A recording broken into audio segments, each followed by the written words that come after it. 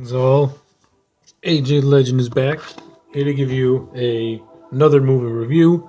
It's been a while. It's my last movie review, and I figure what a way to come back and to review one of my all-time favorite films, that being Steven Spielberg's immortal classic, a movie that I love a lot, a movie that made you afraid to go into the water.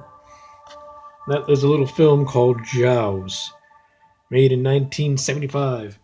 Directed by, of course, Steven Spielberg, starring an all-star cast that includes Roy Scheider, Robert Shaw, Richard Dreyfuss.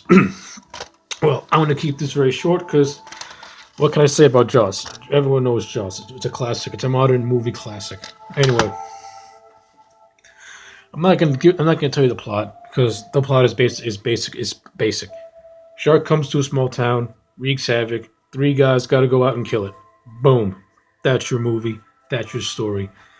KISS. Keep it simple, stupid. A phrase coined by the Schlag Daddy of OTRS Central, and a phrase that I actually like. Anyway,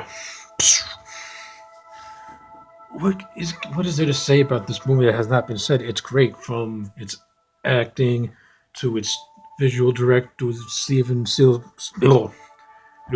Spielberg's amazing Hitchcockian directing style of the movie, and of course the practical effects, most notably of the shark.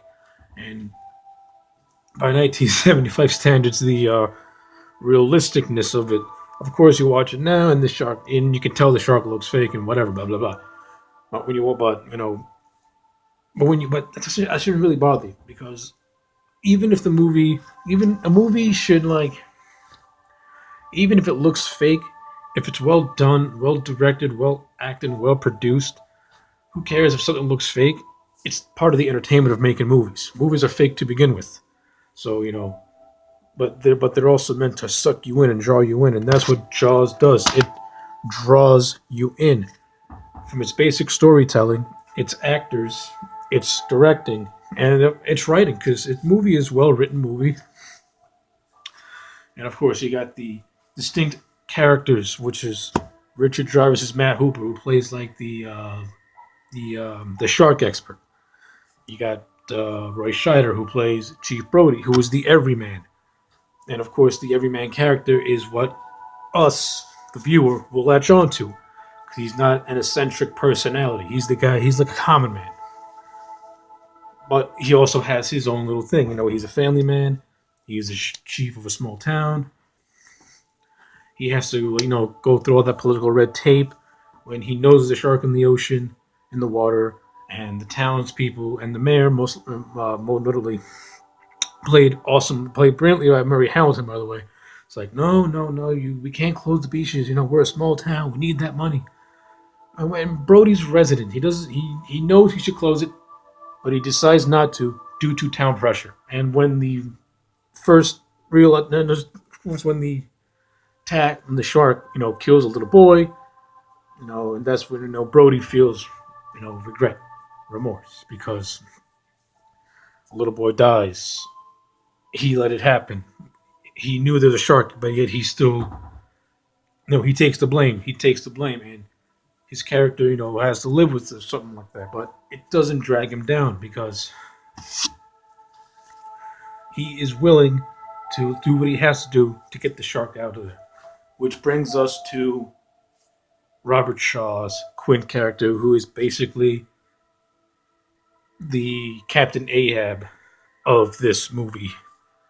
And he is eccentric, he is nuts, he's crazy, and he's so good. Robert Shaw as Quint is amazing. And the scene that solidifies that is the now famous scene where he tells the story of the Indianapolis and then the ship going down, and him and his crew being stranded in the shark infested waters of Hiroshima, Japan, I believe.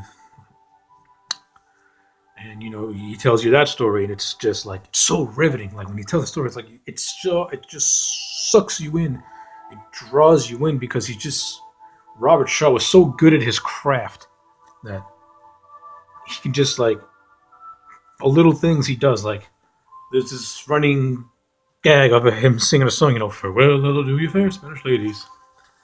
And it's comedy, but it's good. And of course, last but certainly not least, the thing that holds this movie together, the glue, is the score by John Williams in that now famous dun dun dun dun dun dun dun dun dun dun dun dun dun. Amazing.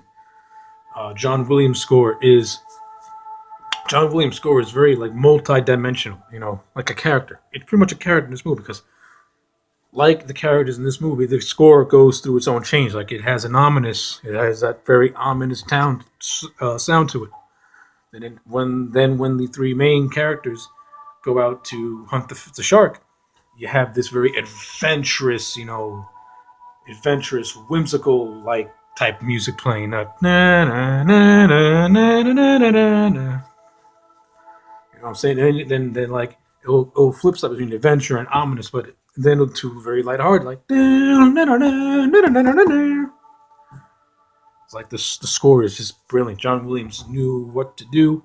Of course, his influence on his score is more like plays out like a pirate music for this movie because it's an adventure movie, but it's a fun adventure movie. It's entertaining and it's fun to watch, and you can pop this in today and you cannot be bored of it because good movies, regardless of what year they were made, are good as long as the quality of said film is good. The movie is going to be good. And Jaws, 1975, 42 years old. To me, it hasn't really aged a bit. To me, it hasn't really aged. It has not aged bad at all. It's still fun to watch. Characters are great, and what's even better is that they don't overexpose the shark. And that just builds on to that suspense. Like you don't see the shark, but the shark has a presence. You don't really see the shark like the last reel of the film, to the third act. That's where you fully see the shark. But and it looks good. And Spielberg has many ways of making sure that you don't get a full grand scale of the shark, and the inclusion of the live shark footage, just adds on to the shark as well, giving it more credibility. So Jaws to me is an easy 9 out of 10. If you haven't seen this movie, what is wrong with you? Watch it. It's great. It's fantastic. I am AJ Legend. This has been a movie review, and I'll see you next time.